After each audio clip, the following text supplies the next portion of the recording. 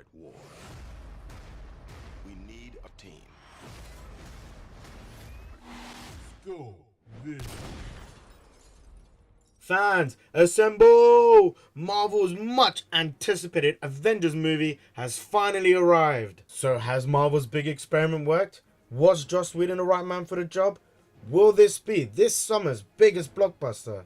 Do the heroes get distracted by Black Widow's skin-tight leather? Woo! I think I'm in the right frame of mind to do this review now, in a professional manner. Now, we have never seen such a big project being brought to the screens. Marvel films had already brought to life several superheroes, unique both in their powers and their personality, and it was that very thing that made the solo films so successful.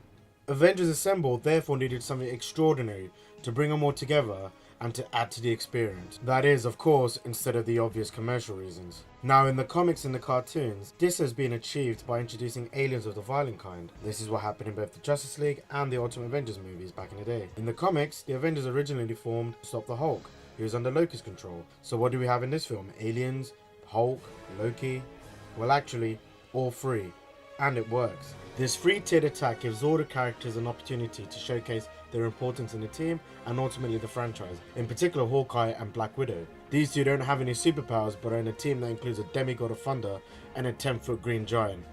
It would have been incredibly easy to throw all these characters into the melting pot and expect fans to accept it simply because of the underlying source material. It also has to be said that the incident in the movie that brings the team together was very unexpected, particularly because of previous team-up movies and judging by its peers. It had a very human element to it.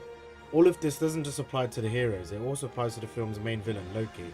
As the movie unfolds, you find that his alliance with the aliens is an uneasy one at best, and it really brings up his own personal agony. As for the aliens, it was initially rumoured that the Skrulls, an alien race of shapeshifters, would feature in this film. The Skrulls are a huge part of the Avengers canon, but instead, Marvel chose to go with a generic race known as Shitaru. This is good because had they chosen to go with the Skrulls, ample time would need to be given to explain their background, leaving less time for the assembling part of the film. Not explaining their background and demonstrating their importance in the Marvel's universe would be irresponsible and would have adversely affected the film. Just look at Wolverine. Having said that, there already are a lot of characters in this movie, as you can see. Now, most team-up films are generic in that there are always internal conflicts that they all overcome to defeat the common foe just in time. What does differentiate one film from the other, however, is the process, and that's where Joss Whedon shines. His script not only integrates all the characters, but he also managed to evoke emotion in the little in-between moments that these type of films often overlook. Some are dramatic, but most are simply hilarious. I cannot remember the last superhero film with this many laugh-out-loud moments. But none of this would have been achievable had it not been for the magnificent cast. Robert Downey Jr.'s Iron Man was just as funny as he was in his solo movies, well, the first one anyway, and was often the source of most of the banter in the film. He was super cool in his armor, pulling outrageous moves, but then just as smooth as Tony Stark in his Black Sabbath t-shirt as he continued to berate the rest of the cast. He didn't get all the fun, however, and there was plenty of give and take between the cast, but it never felt like they're all competing to be Tony Stark. They all clearly had their own approach to conflicts. Now, as expected, Samuel Jackson was excellent as Nick Fury, rather than man who keeps turning up in other people's films. It was great to see him in his element, and seeing his plan for Avengers realised, which, if you stick to the end of the movie, you'll see what the true effect of that is. Hawkeye was one of the newest members to the team. Now, obviously, we had a brief glimpse in Thor, but this was the first real chance for us to meet Clint Barton, aka Hawkeye, and the film really introduced him in a clever way that gave him purpose for the rest of the film, rather than again throwing a character in there simply because he's really good with arrows, which, by the way, he is, and I think he's even referred to Legolas in the film, which is an understatement because he far surpasses Legolas. Blasphemy, I know. In any case, Jeremy Renner really carved out an identity of his own. Scarlett Johansson, on the other hand, already had a prominent role in Iron Man 2 as Black Widow, but she was far from impressive. But that may have been due to the film rather than her. I've been against her casting since the very beginning, because I think she represents everything wrong with Hollywood when it comes to casting female action stars. They always go for the pretty face and get them to pull off a series of unconvincing poses in hopes that we will believe that they are a genuine badass, and it never works.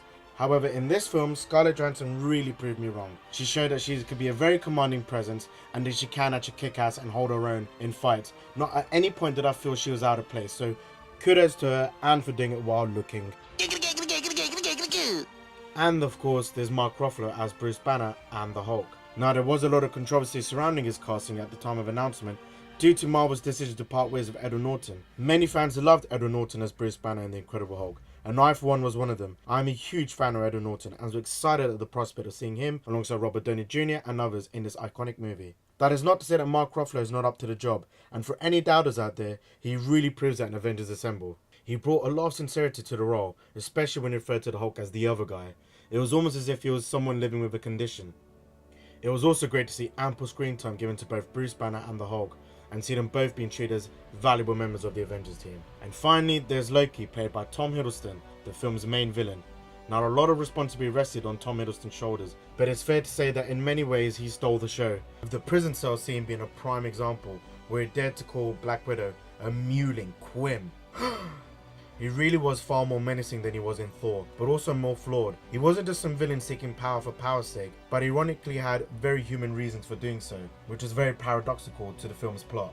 The interplay between all these characters was absurdly fun and incredibly balanced. Despite the clear differences, they were all shown as equals and valuable members of the team. The battle at the end of the movie in particular showcased this. Speaking of battles, there were quite a number of them, as would be expected from such a film, but they were all enjoyable, both from a choreography standpoint as well as visuals. However, the 3D visuals were at best hit and miss. Sometimes the lighting wasn't right or the scenes were just too fast paced to fully appreciate the 3D visuals. I for one only went to see in 3D because I wanted to watch it on the bigger screen with a better sound. And I have no doubt that the cinema chains know this, but by adding 3D, it gives them an excuse to raise the prices up even more. All in all, Avengers has to be the best superhero film today, barring of course the Batman films. I say this because the Batman movies transcend the comic book movie genres into crime thrillers. Avengers, however, is the pinnacle of superhero movies. That's not to say it doesn't have its share of faults, however. The beginning of the movie was certainly slow and a bit confusing, and there was no real explanation given as to how Loki survived falling in space at the end of Thor. But to be honest, I'm hard pressed to find any more faults than that, other than perhaps nitpicking in a few scenes. In general, Joss Whedon and the cast have delivered an absurdly enjoyable movie, and arguably one of the best summer blockbusters in years.